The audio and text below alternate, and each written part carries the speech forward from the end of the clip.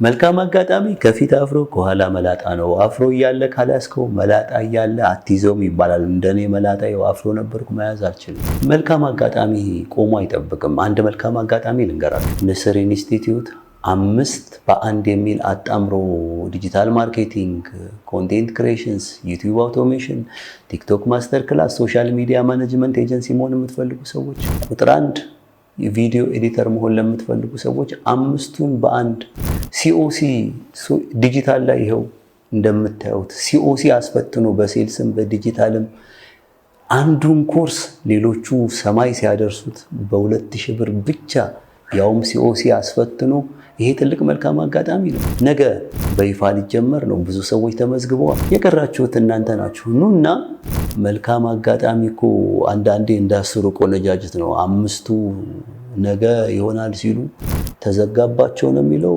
እድሉ ከመዘጋቱ በፊት ለእናንተ ስልጠናው እንደ ንስር ከፍ ያለ እንደ እውነተኛ ወዳጅ ኪስ በማይጎዳ ስልጠና ሰልጠናችሁ የሥራ እድል ቢዝነሳችሁን 25 ከመቶ ማሳደግ ተጨማሪ ገቢ ማግኘት የምትችሉበትን እድል ከንስር ማግኘት ትችላላችሁ። ትናንትና 30 ሰው ላክልን ሰልጣኞች ብሎ አንድ ድርጅት ከየት ላምጣ? ስራ የለም በአሁኑ ጊዜ አይሰራም።